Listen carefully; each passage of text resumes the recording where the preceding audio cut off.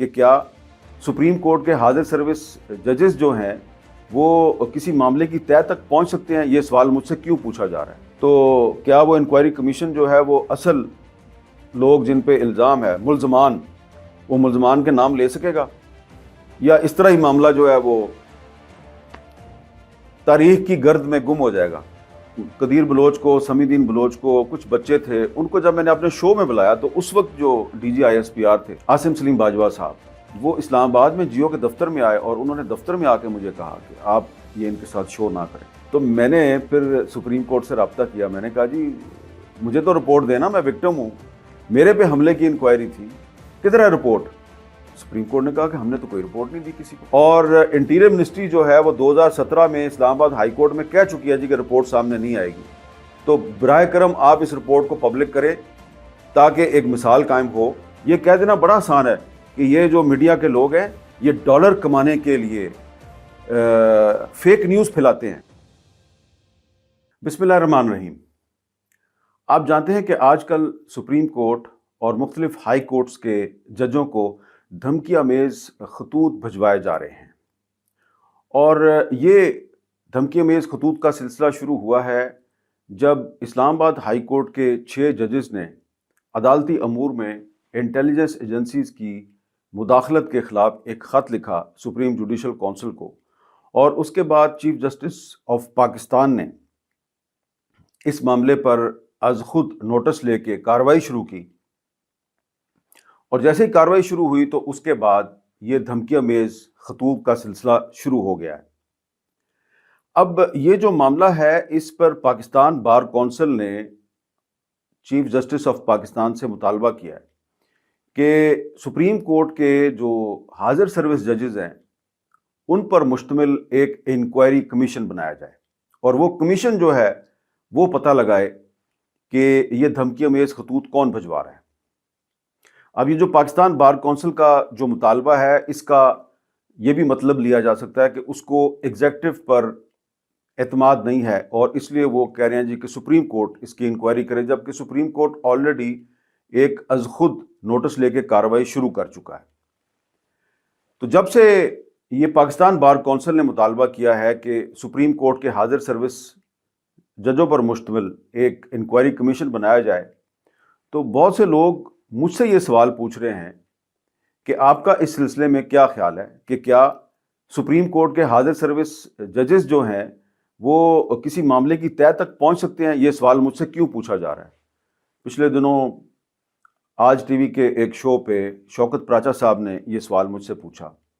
اور انہوں نے کہا کہ جب 2014 میں آپ پر کراچی میں قاتلانہ حملہ ہوا تھا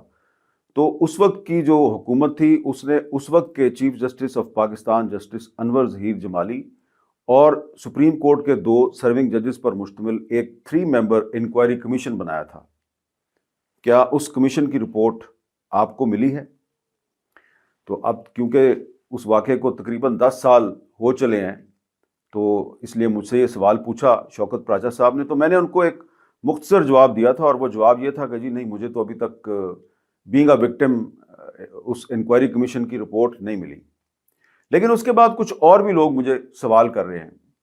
شاید لوگ یہ جاننا چاہ رہے ہیں کہ جو میرا تجربہ ہے اس کی روشنی میں وہ یہ اندازہ لگا سکیں کہ کیا سپریم کورٹ کے جو حاضر سروس ججز ہیں کیا ان کے پاس اتنا اختیار ہوتا ہے، اتنی طاقت ہوتی ہے کہ وہ کسی معاملے کی انکوائری کریں اور پھر انکوائری کمیشن کی رپورٹ بھی سامنے آ جائے۔ تو میں آج اس معاملے پہ کچھ حقائق جو ہیں وہ آپ کے سامنے لانا چاہتا ہوں، کیونکہ ویسے بھی جو میرے پہ حملہ تھا اور اس پر جو انکوائری کمیشن بنا اس کو بھی تشکیل پائے 10 سال ہونے والے ہیں، اور کمیشن کی رپورٹ ابھی تک مجھے نہیں ملی۔ اور اب یہ جو نئی صورتحال ہے تو اس صورتحال میں جو میرا معاملہ ہے اس کو لوگ ریلیٹ کر رہے ہیں اس نئے مطالبے سے کہ اب پاکستان بار کونسل مطالبہ کر رہی ہے کہ سپریم کورٹ کے ججز پر مشتمل انکوائری کمیشن بنایا جائے۔ تو تھوڑا سا میں بتانا چاہتا ہوں اس معاملے کو کہ میرا جو معاملہ ہے اس میں کیا ہوا، اور اب جو نیا ایک مطالبہ کیا جا رہا ہے اگر اس پہ عمل درآمد ہو جائے تو کیا ہو سکتا ہے۔ تو سب سے پہلے تو یہ ہے کہ 19 اپریل 2014 کو کراچی میں جب مجھ پہ قاتلانہ حملہ ہوا اور 6 گولیاں مجھے لگیں، تو اس کے بعد 21 اپریل کو، یعنی کہ اس واقعے کے 2 دن کے بعد، اس وقت کے جو پرائم منسٹر تھے نواز شریف صاحب، انہوں نے ایک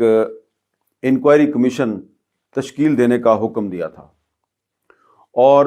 وہ جو انکوائری کمیشن تھا اس میں اس وقت کے چیف جسٹس انور ظہیر جمالی صاحب کے علاوہ 2 سینئر ججز تھے سپریم کورٹ کے، جسٹس اعجاز افضل خان صاحب اور جسٹس اقبال حمید الرحمان صاحب۔ یہ 2 ججز بھی اس میں انکوائری کمیشن میں شامل تھے۔ تو میرے سے جو کمیشن جو ہے اس نے 2-3 دفعہ مجھے اپنے پاس بلایا، ایک دفعہ سپریم کورٹ کی کراچی رجسٹری میں، کیونکہ اس وقت تک میں اسلام آباد آ کے سپریم کورٹ کے سامنے بیان دینے کے قابل نہیں تھا۔ میں پہلے اسٹریچر پہ اور پھر ویل چیئر پہ ججز کے سامنے پیش ہوا، میں نے ایک حلفیہ بیان ان کو دیا۔ اس کے بعد پھر جب میں اسلام آباد آیا کچھ دنوں کے بعد، تو پھر سپریم کورٹ کی جو بلڈنگ ہے اسلام آباد میں، یہاں پر بھی میں کمیشن کے سامنے پیش ہوا۔ تو یہ جو کارروائی تھی، اس کارروائی کے آغاز سے پہلے وزارت داخلہ کی طرف سے اخبارات میں اشتہارات شائع کیے گئے کہ جی اگر آپ کو حامد میر پر حملے کے سلسلے میں کوئی انفارمیشن ہے تو یہ کمیشن بنا دیا گیا، اس کمیشن کو آپ بتائیں۔ اور پھر جب کمیشن کے سامنے میں پیش ہوا تو ظاہری بات ہے میں صرف اپنا بیان تو نہیں جمع کروا رہا تھا اور اپنا بیان تو ریکارڈ نہیں کروا رہا تھا، میں بینگ اے جرنلسٹ یہ بھی مانیٹر کر رہا تھا کہ اور کس کس کو بلایا جا رہا ہے۔ تو مجھے یہ پتا چلا کہ کمیشن میں سندھ پولیس کے بہت سے افسران پیش ہوئے، سندھ رینجرز کے افسران پیش ہوئے، اس وقت میجر جنرل رضوان احمد صاحب جو بعد میں ISI کے سربراہ بنے تھے وہ بھی پیش ہوئے، بینگ DG رینجرز ان کو بلایا گیا تھا۔ انٹیلیجنس بیورو کے بھی کچھ افسران پیش ہوئے، لیکن جن پر میرا الزام تھا، یعنی کہ DG ISI اس وقت لیفٹیننٹ جنرل ظہیر الاسلام، وہ پیش نہیں ہوئے۔ اور میں جب ایک دفعہ پیش ہوا، پھر دوبارہ میں پیش ہوا، تو مجھ سے کافی سوالات کیے ججز نے، حالانکہ میں نے اپنا جو حلفیہ بیان تھا وہ بھی جمع کرا دیا ہوا تھا، لیکن مجھ سے بھی کافی سوالات پوچھے گئے کہ پوچھتے تھے کہ جی آپ یہ بتائیں کہ آپ نے DG ISI کا نام لیا ہے، آپ نے کیوں نام لیا؟ تو میں نے ان کو پوری ڈیٹیل بتائی، ڈاکومنٹری ایویڈنس دی۔ میں نے کہا جی 2012 میں میری گاڑی کے نیچے بم لگتا ہے اسلام آباد میں، FIR درج ہوتی ہے، اس کا کوئی نتیجہ نہیں نکلتا۔ اس کے بعد 2013 میں مجھے دھمکی امیز پیغامات ملتے ہیں، مجھے کہا جاتا ہے کہ ہم تمہیں سڑکوں پہ گھسیٹیں گے، تمہارے کپڑے اتار دیں گے۔ تو جن نمبر سے مجھے دھمکی ملتی ہے، میں وہ نمبر جو ہے وہ شیئر کرتا ہوں حکومتی اداروں کے ساتھ۔ اس پہ اس وقت کی جو قومی اسمبلی ہے، اس کے حکومت اور اپوزیشن کے ارکان ایک انکوائری کمیشن بناتے ہیں، اور ابھی وہ کمیشن جو ہے وہ اس کی رپورٹ نہیں آتی ہے، تو میرے ساتھ ISI کے کچھ افسران رابطہ کرتے ہیں اور کہتے ہیں جی سوری وہ غلطی ہو گئی۔ ایک غصے میں کچھ افسران نے آپ کو میسیجز بھیج دیے تھے۔ اور اس کے بعد پھر یہ ہوتا ہے کہ 2014 میں انٹیلیجنس بیورو کی طرف سے ایک رپورٹ جو ہے وہ سندھ حکومت کو دی جاتی ہے فروری 2014 میں، اور سندھ پولیس کو یہ بتایا جاتا ہے جی کہ کراچی میں جیو ٹی وی کے سٹاف کو، اس کے کچھ مینجمنٹ کے سینئر لوگوں کو، اور اس کی جو بلڈنگ ہے اور اس کے جو ایسٹس ہیں ان کو خطرہ ہے۔ ایسٹس کا مطلب ہے بلڈنگ اور DSNG گاڑیاں جو سڑکوں پہ موو کرتی ہیں۔ اب آپ دیکھیں یہ فروری کی بات ہے۔ اب اس کی وجہ کیا ہے؟ اس کی وجہ یہ ہے کہ فروری ہی کے مہینے میں ایک بلوچستان کے لاپتہ افراد کے لواحقین نے ایک لانگ مارچ کیا تھا۔ وہ کوئٹہ سے شروع ہوا، کراچی آیا، کراچی سے پھر وہ پنجاب میں داخل ہوا، اور پنجاب سے پھر وہ اسلام آباد تک پہنچا۔ تو یہ کافی دن تک یہ لانگ مارچ ہوا۔ اس میں ماما قدیر بلوچ تھے، سمی دین بلوچ تھیں، کچھ عورتیں تھے، کچھ بچے تھے، چھوٹا سا قافلہ تھا۔ تو میں اس قافلے کو مانیٹر کر رہا تھا، اور پھر میں نے دی نیوز میں ایک آرٹیکل لکھا کہ یہ جو 72 سال کا بزرگ ہے ماما قدیر بلوچ، 2014 میں ان کی عمر 72 سال تھی. تو یہ جو 72 سال کا بزرگ ہے اس نے مہاتما گاندھی کا لانگ مارچ کا ریکارڈ توڑ دیا، کیونکہ مہاتما گاندھی نے بھی 84 سال پہلے انہوں نے بھی ایک لانگ مارچ کیا تھا، لیکن ماما قدیر بلوچ نے اور کچھ عورتوں اور بچوں نے ان کا ریکارڈ توڑ دیا. اور اس کے بعد جب میں نے ان کو، قدیر بلوچ کو، سمی الدین بلوچ کو، کچھ بچے تھے، ان کو جب میں نے اپنے شو میں بلایا تو اس وقت جو D G I S P R تھے عاصم سلیم باجوہ صاحب، وہ اسلام آباد میں جیو کے دفتر میں آئے اور انہوں نے دفتر میں آ کے مجھے کہا کہ آپ یہ ان کے ساتھ شو نہ کریں. تو میں نے ان کے ساتھ معذرت کی، میں نے کہا جی میں ان کو بلا چکا ہوں، میں تو ان کے ساتھ شو کروں گا. اور پھر میں نے وہ شو کیا. اس کے بعد پھر عاصم سلیم باجوہ صاحب دوبارہ مجھے ملے سرینا ہوٹل اسلام آباد میں، اور انہوں نے مجھے یہ کہا کہ 2-3 چیزیں ہیں اس پر میں آپ کو سینسٹائز کرنا چاہتا ہوں. ایک تو آپ جنرل پرویز مشرف کے خلاف جو آئین سے غداری کا مقدمہ چل رہا ہے اس کو آپ ہائی لائٹ نہ کریں. دوسرا، آپ یہ جو بلوچستان کے مسنگ پرسنز کا ایشو ہے اس پر زیادہ زور نہ دیں. اور تیسرا، یہ جو آپ بہت زیادہ اسٹیٹ ایجنسیز کے خلاف یہ الزام لگا رہے ہیں جی کہ یہ میڈیا پر سینسرشپ لگاتے ہیں، تو یہ ذرا اس سے آپ باز رہیں. اچھا، مجھے یاد ہے کہ میں نے عاصم سلیم باجوہ صاحب کے ساتھ، وہ بھی بڑے پولائٹلی میرے سے بات کر رہے تھے، میں نے بھی بڑا پولائٹلی ان کو کہا کہ جی پرویز مشرف از نو مور آرمی چیف آف پاکستان، اور وہ اب ایک پولیٹیکل پارٹی کے سربراہ ہیں، اور آئین کا آرٹیکل 244 جو ہے وہ آپ کو پابند کرتا ہے کہ آپ سیاسی امور میں مداخلت نہیں کریں گے. تو اگر ان کا سپریم کورٹ میں ایک مقدمہ چل رہا ہے اور وہ ایک پولیٹیکل پارٹی کے سربراہ ہیں، تو آپ ان کے لیے مجھ سے یہ بات کر رہے ہیں تو آپ اپنے حلف کی خلاف ورزی نہیں کر رہے. تو باجوہ صاحب جو ہے انہوں نے مجھے پولائٹلی کہا کہ یہ کتابی باتیں ہیں، میں تو ایک اپنی آفیشیل رسپانسبلٹی کے تحت جو مجھے کہا گیا ہے میں آپ کو کنوے کر رہا ہوں. تو یہ انہوں نے میرے سے بات کی.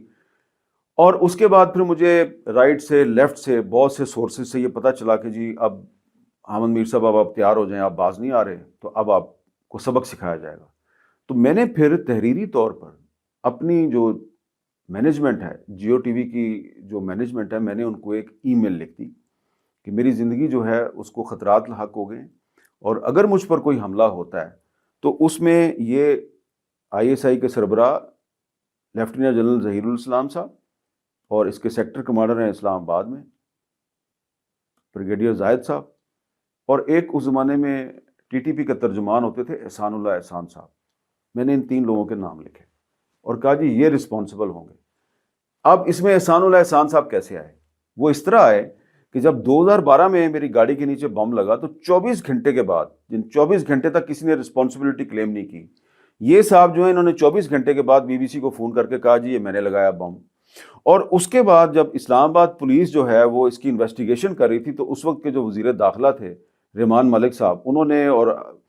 پولیس کے جو سینئر افسران تھے بشمول اس وقت کے آئی جی اسلام آباد، ان سب نے مجھے ایک پاور پوائنٹ پہ بریفنگ دی جو کہ آف دا ریکارڈ تھی. اور اس میں مجھے یہ بتایا کہ یہ جو آپ کو فون کرتے ہیں نا لوگ، آپ کو دھمکیاں دیتے ہیں، اور یہ جو احسان اللہ احسان صاحب ہیں، یہ جس نمبر سے کال کرتے ہیں، یہ ان کی موومنٹ اسلام آباد کے آس پاس ہے. تو باقی انہوں نے کہا کہ آپ سمجھ جائیں اور ہم بڑے مجبور ہیں. تو یہ اسلام آباد پولیس مجھے کہہ رہی تھی. تو اس کا مطلب یہ تھا کہ اسلام آباد پولیس جو ہے وہ میری گاڑی کے نیچے جو بم لگایا گیا ہے اس کی تحقیقات کرنے اور ملزمان کو پکڑنے کے قابل نہیں تھی. پھر میرے جو انویسٹیگیشن آفیسر تھے ساجد کیانی صاحب، ان کو بھی تبدیل کر دیا گیا. تو اب ساجد کیانی صاحب آج کل ابھی بھی حاضر سروس ہیں، میں اس کی ڈیٹیل میں نہیں جاتا. تو لیکن مجھے پتہ چل گیا تھا کہ یہ ایک کولیبوریشن ہے احسان اللہ احسان کی ان لوگوں کے ساتھ، تو اس لیے میں نے ان کا نام مینشن کیا. یہ ساری باتیں جو ہیں، یہ جب میں سپریم کورٹ کے 3 ممبر انکوائری کمیشن کے سامنے پیش ہوا تو میں نے ان کو یہ ساری باتیں بتائیں، اور میں نے کہا جی یہ وہ وجوہات ہیں جس کی وجہ سے میں D G I S I lieutenant general Zaheer ul Islam کا نام لے رہا ہوں. اچھا، اور میں نے ان کو یہ بھی بتایا کہ میرا مقصد کسی ادارے کے ساتھ لڑائی نہیں ہے، نہ ہی میری کسی کے ساتھ ذاتی لڑائی ہے، اور میں اپنا کام کر رہا ہوں، بطور صحافی اپنا کام کر رہا ہوں. تو اس لیے مجھے میرے کام کرنے سے روکا گیا ہے، مجھے پریشرائز کیا گیا ہے، مجھے دھمکیاں ملی ہیں، اور دھمکیوں کا سلسلہ جو ہے وہ ابھی سے شروع نہیں ہوا، کافی سالوں سے چل رہا ہے. تو اس لیے میرا الزام جو ہے وہ ان لوگوں پہ ہے. تو اس کے بعد مجھے پتہ چلا کہ جو انٹیلیجنس بیورو ہے اس نے بھی جو یہ انکوائری کمیشن تھا اس کو بتایا جی کہ ہم نے بھی فروری 2014 میں سندھ گورنمنٹ کو یہ بتایا تھا کہ جو کراچی میں جو جیو کا سٹاف ہے اور جیو کی بلڈنگ ہے اور جیو کی جو گاڑیاں ہیں ان کو خطرات لاحق ہیں. تو میں نے اس سپریم کورٹ کے 3 ممبر انکوائری کمیشن کے سامنے 2 حلفیہ بیانات جمع کرائے جو ریٹن تھے، اور اس کے علاوہ جو سوال جواب مجھ سے ہوتے رہے وہ ایک علیحدہ کہانی ہے. اور اس کمیشن کے سامنے جس پہ میرا الزام تھا D G I S I lieutenant general Zaheer ul Islam, وہ ان کے سامنے پیش نہیں ہوئے. انہوں نے منسٹری آف ڈیفنس کے ذریعے اپنا ایک تحریری بیان بھیج دیا ان کو کہ جی یہ میرے پہ جو الزام ہے یہ غلط ہے. اور جو بریگیڈیئر زاہد صاحب تھے وہ پیش ہوئے، انہوں نے میرے بارے میں اس کمیشن کے سامنے بڑی اچھی اچھی باتیں کی اور الزامات کی تردید کر کے چلے گئے. جو سب سے اہم بات ہے وہ یہ ہے کہ 19 اپریل 2014 کو جس جگہ پہ کراچی میں ناتا خان فلائی اوور کے پاس میرے پہ حملہ ہوا، تو وہاں پہ جو ارد گرد کے کیمرے تھے وہ اس وقت کام نہیں کر رہے تھے، ڈسپائٹ دا فیکٹ کہ اس دن جنرل پرویز مشرف صاحب کو بھی کراچی لایا جا رہا تھا اور بڑا ہائی الرٹ تھا کراچی میں. لیکن پھر بھی ایک کیمرہ تھا، اس کی سی سی ٹی وی فوٹیج پہ جو 2 حملہ آور ہیں جنہوں نے میرے پہ سب سے پہلے اٹیک کیا اور وہ موٹر سائیکل پہ سوار تھے، وہ سی سی ٹی وی فوٹیج میں نظر آ گئے. اور وہ جو معاملہ ہے وہ سپریم کورٹ کے 3 ممبر انکوائری کمیشن کو بتا دیا گیا کہ جی یہ ایک کیمرے پہ سی سی ٹی وی فوٹیج میں وہ بندے مل گئے، ہمیں ان کی شکلیں بھی نظر آ گئیں. تو اس کے بعد وہ جو انکوائری کمیشن تھا وہ پوچھتا رہا سندھ پولیس کو اور متعلقہ جو انویسٹیگیٹو ایجنسیز تھیں کہ بھئی اب تو آپ کے پاس سی سی ٹی وی فوٹیج ہے تو بندے کدھر ہیں؟ آپ نے ان کو نادرا کے ذریعے آئیڈینٹیفائی نہیں کیا، تو ان کا کچھ پتہ نہیں چلا. اچھا، اب اس انکوائری کمیشن نے 3-4 ہفتے میں اپنی رپورٹ مکمل کرنی تھی اور حکومت کو پیش کرنی تھی، لیکن یہ معاملہ لمبا ہوتا گیا اور پھر 2 سال کے بعد اپریل 2016 میں ایک انگریزی اخبار ہے دی ایکسپریس ٹریبیون، اس نے ایک ہیڈ لائن لگا دی اور ہیڈ لائن میں کہا دی کہ جی جو حامد میر کمیشن کی رپورٹ ہے وہ سامنے آ گئی ہے and charges against I S I were based on assumptions. یہ انہوں نے ہیڈ لائن لگا دی. جب یہ ہیڈ لائن لگی تو بہت سے جو ٹی وی چینلز ہیں انہوں نے بھی خبر لگا دی اور میرے سے پوچھا جی اب آپ بتائیں آپ کا کیا موقف ہے. اب میں وکٹم ہوں، مجھے 6 گولیاں لگی ہوئی ہیں. سپریم کورٹ کے چیف جسٹس کی سربراہی میں انکوائری کمیشن جو ہے وہ تحقیقات کر رہا تھا اور جو وکٹم ہے اس کو نہیں رپورٹ دی گئی اور رپورٹ جو ہے وہ میڈیا میں لیک کر دی گئی. صحیح تھی یا غلط تھی یہ مجھے نہیں پتا. اور اس کے بعد پھر مجھے وکٹم کو پوچھا جا رہا ہے جی آپ کا الزام غلط ثابت ہو گیا، آپ کا کیا موقف ہے؟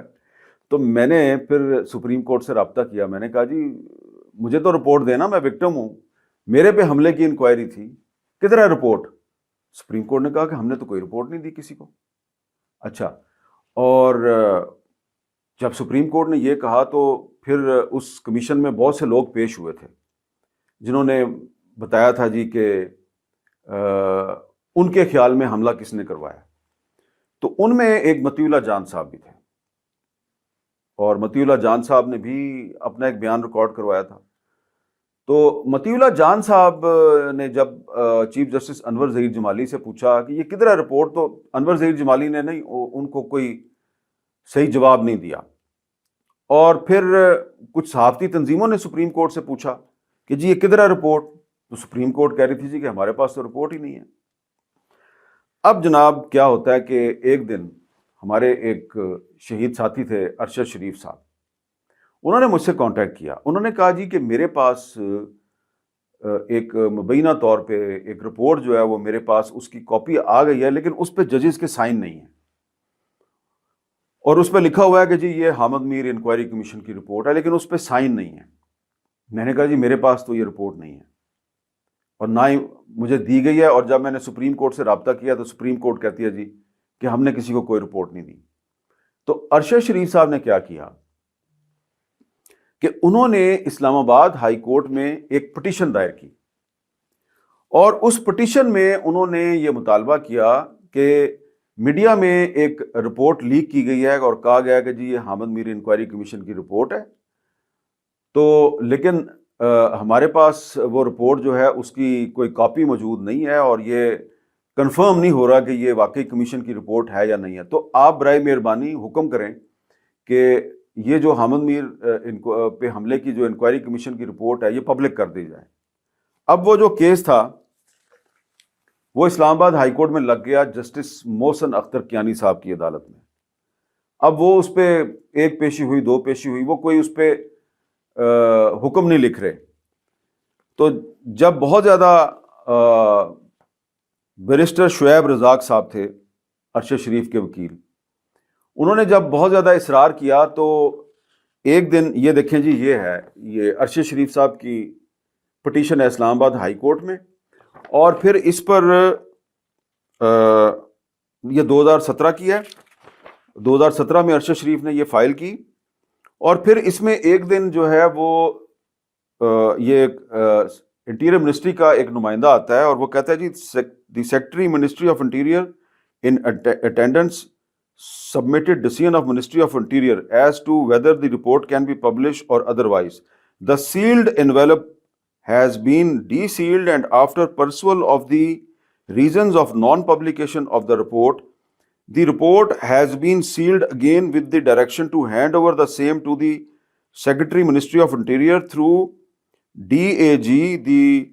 Secretary Ministry of Interior stated before the court that matter has not yet been placed before the Federal Cabinet for its decision on the publication of report. However, he further states that if a direction is issued, the same will be compiled with. In view of above, Secretary Ministry of Interior is directed to submit a request to Federal Cabinet for decision regarding publication or non-publication of Hamid Mir Commission report within a period of 30 days. اور نیچے محسن اختر کیانی صاحب کے دستخط ہیں اور ان کا نام لکھا ہوا ہے۔ اب اس میں دیکھیں کہ غور کرنے کی بات کیا ہے کہ 2014 میں جب میرے پہ حملے کی انکوائری کا حکم دیا جاتا ہے تو مسلم لیگ نون کی حکومت ہے۔ 2017 میں جب ارشد شریف اسلام آباد ہائی کورٹ میں پٹیشن فائل کرتے ہیں کہ جی میڈیا میں ایک رپورٹ لیک ہوئی ہے اور اب آپ ہمیں جو اصلی رپورٹ ہے اس کی کاپی مہیا کریں، تو انٹیریئر منسٹری اسلام آباد ہائی کورٹ میں کہتی ہے جی کہ ہم نے یہ کاپی مہیا نہیں کرنی۔ مسلم لیگ نون کی حکومت ہے 2017 میں۔ تو اس کے بعد جو بیرسٹر شعیب رزاق صاحب ہیں ارشد شریف کے وکیل، وہ جسٹس محسن اختر کیانی پہ عدم اعتماد کا اظہار کرتے ہوئے مطالبہ کرتے ہیں جی کہ یہ پٹیشن جو ہے یہ کسی اور جج صاحب کی عدالت میں لگائی جائے۔ تو اس کے بعد یہ جو پٹیشن ہے یہ جسٹس عامر فاروق صاحب جو ہیں ان کی عدالت میں لگتی ہے، جو کہ اب چیف جسٹس ہیں۔ اور جسٹس عامر فاروق صاحب جو ہیں وہ کہتے ہیں جی کہ the learned counsel for the petitioner submitted that under the Commission of Inquiries Act 1956 a commission was appointed by the Honorable Supreme Court of Pakistan which duly submitted its report on 18th December 2015 to the federal government. It was further contended that the commission report through is available in piecemeal but is not available in entirety. In response to the query of court whether a formal application was made to the respondents for making a report public, the learned counsel submits that more than one request was made. The learned counsel shall place the request on record. اور پھر کہا گیا جی اس کو ری list کیا جائے، پھر یہ ری list نہیں ہوا۔ یہ عامر فاروق صاحب کی کورٹ سے بھی ارشد شریف کو انصاف نہیں ملا۔ تو اب یہ جن دنوں میں یہ سارا معاملہ چل رہا تھا کہ جسٹس محسن اختر کیانی کی کورٹ میں ارشد شریف صاحب اپنے وکیل کے ساتھ پیش ہو رہے ہیں، تو انہی دنوں میں متی اللہ جان صاحب ہیں جو ہمارے ایک ساتھی ہیں، دوست ہیں، صحافی ہیں، ان پر اور ان کی فیملی پر حملہ ہوتا ہے۔ تو راولپنڈی اسلام آباد یونین آف جرنلسٹ جو ہے وہ مجھے کہتی ہے جی کہ حامد میر صاحب آپ نے اس کی انکوائری کرنی ہے، کیونکہ پولیس تو ہمیں نہیں بتاتی کہ جی یہ ہمارے ساتھیوں پہ حملے کون کرتا ہے۔ تو اب آپ اپنے ساتھ 3-4 جو کولیگز ہیں وہ لگائیں اور آپ پتہ کریں کہ جی آپ پر حملہ کون کر رہا ہے اور ہمارے جو ساتھی ہیں ان پہ حملہ کون کر رہا ہے۔ تو ہم نے جو ایک صحافیانہ طریقہ ہے، ہم جو 3-4 لوگ تھے، میں تھا، ڈان کے کلب علی صاحب تھے، چینل 24 کے صغیر چودھری صاحب تھے، اعزاز سید صاحب تھے، ہم لوگ جو ہیں ہم اس جگہ پہ پہنچے جہاں پہ حملہ ہوا تھا. ہم نے جو ارد گرد کے جو عینی شاہدین ہیں ان سے گفتگو شروع کی. اس کے بعد ہم پولیس والوں کے پاس چلے گئے. اس کے بعد ہم اور ایجنسیز کے پاس گئے. ہم نے ISPR سے ISI سے رابطہ کیا کہ جی ہم آپ سے رائے لینا چاہتے ہیں. وہ الرٹ ہو گئے، انہوں نے ہمارے سے کوئی ملاقات نہیں کی.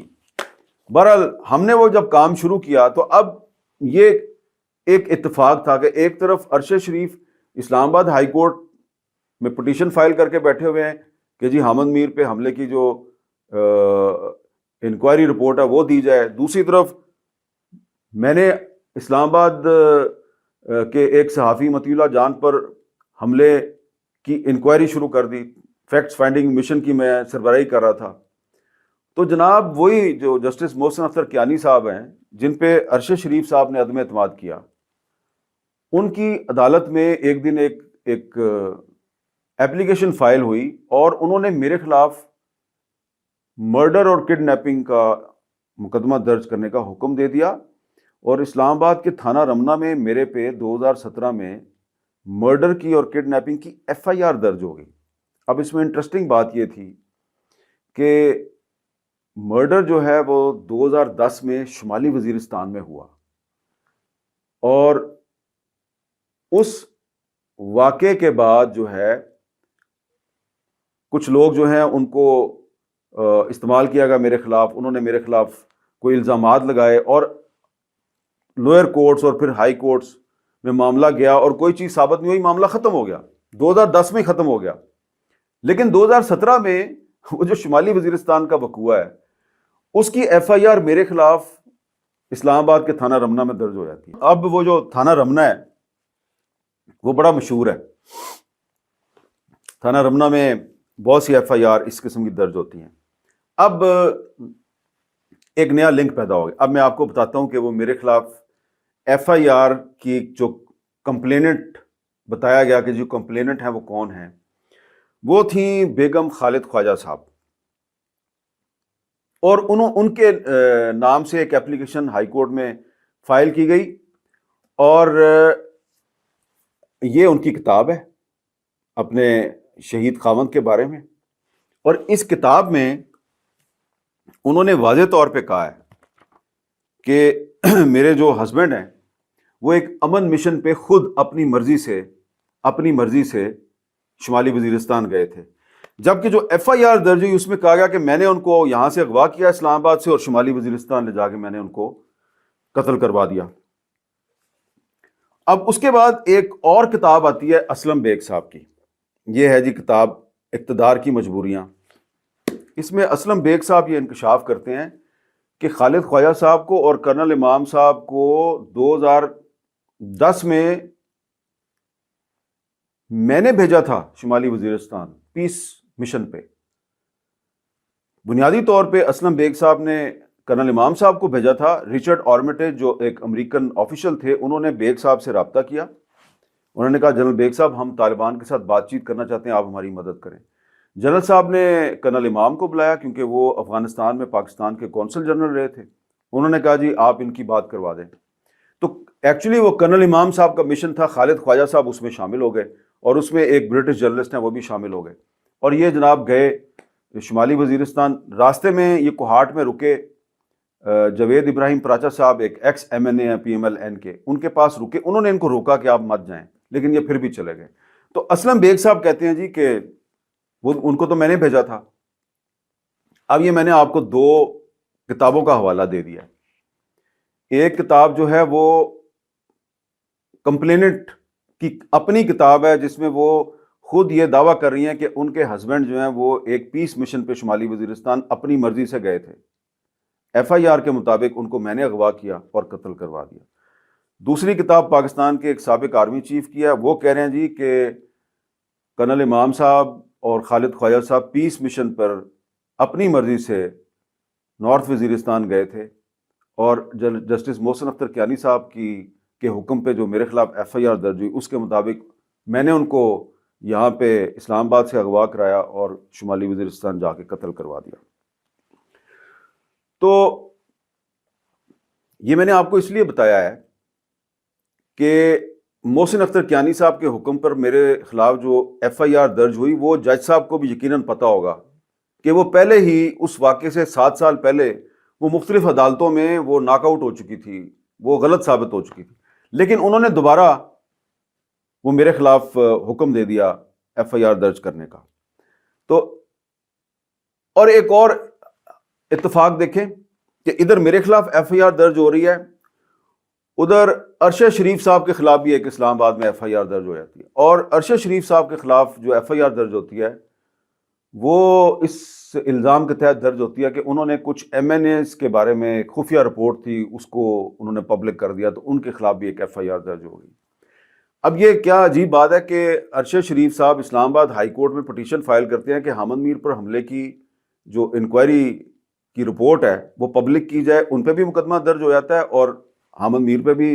2017 میں ایک مقدمہ درج ہو جاتا ہے، اور اس کے بعد وہ جو انکوائری کمیشن کی رپورٹ ہے وہ سامنے نہیں آتی، اور جو اس وقت کے چیف جسٹس تھے انور ظہیر جمالی صاحب وہ بھی ریٹائر ہو گئے، جسٹس اعجاز افضل خان صاحب بھی ریٹائر ہو گئے، اور اقبال حمید الرحمان صاحب جو ہیں ان کے خلاف کوئی سپریم جوڈیشل کونسل کو ایک شکایت کی گئی، تو انہوں نے اپنے عہدے سے استعفیٰ دے دیا۔ اب جناب اس سارے معاملے کو 10 سال گزر گئے ہیں، تو ایک sitting chief justice of Pakistan اور 2 سرونگ ججز of the supreme court of Pakistan, انہوں نے ایک انکوائری کرنی تھی اور بتانا تھا کہ حامد میر پہ 2014 میں جو حملہ ہوا وہ کس نے کیا، اور ایک صحافی ارشد شریف کو پتہ چلتا ہے کہ ان جج صاحبان نے کوئی رپورٹ جو ہے وہ فیڈرل گورنمنٹ کو دی ہے، کیونکہ وہ رپورٹ جو ہے وہ میڈیا میں لیک بھی ہوئی ہے، تو وہ اسلام آباد ہائی کورٹ کو کہتے ہیں جی کہ وہ رپورٹ جو ہے اس کی کاپی ہمیں بھی دی جائے، لیکن انٹیریئر منسٹری جو ہے وہ تحریری طور پہ اسلام آباد ہائی کورٹ میں کہتی ہے یہ رپورٹ پبلک نہیں کرنی ہم نے۔ اب پتہ نہیں رپورٹ ہے یا نہیں ہے، لیکن وہ کہتے ہیں جی ہم نے رپورٹ پبلک نہیں کرنی۔ اس کا مطلب یہ ہے کہ جو پہلے رپورٹ لیک کی گئی ہے وہ اصلی رپورٹ نہیں ہے، کیونکہ اس رپورٹ پہ کسی جج صاحب کے دستخط ہی نہیں تھے۔ تو اب 10 سال گزر گئے ہیں اور وہ رپورٹ سامنے نہیں آئی، اور اب پاکستان بار کونسل مطالبہ کر رہی ہے کہ اسلام آباد ہائی کورٹ کے 6 ججز کو جو دھمکی امیز خطوط ملے ہیں اس کی انکوائری سپریم کورٹ کے حاضر سروس ججوں سے کروائی جائے۔ سوال یہ پیدا ہوتا ہے کہ اسلام آباد ہائی کورٹ کے جو 6 ججز ہیں انہوں نے جو 2-3 خطوط لکھے ہیں پچھلے کچھ عرصے میں، اس میں انہوں نے آئی ایس آئی کے کچھ افسران کی طرف اشارہ کیا ہے کہ جی یہ ہمارے معاملات میں مداخلت کرتے ہیں، ہمیں ڈراتے ہیں، دھمکاتے ہیں، اور ایک خط میں کچھ لوئر جوڈیشری کے ججز کا بھی ذکر کیا گیا کہ جی ان کو سیکٹر کمانڈر صاحب نے ملاقات کے لیے بلایا، جب انہوں نے ملاقات سے معذرت کی تو ان کو او ایس ڈی بنا دیا گیا۔ تو سوال یہ پیدا ہوتا ہے کہ جب ایک سٹنگ چیف جسٹس جو ہے انور ظہیر جمالی وہ بلاتا ہے ڈی جی آئی ایس آئی کو اور وہ نہیں جاتے،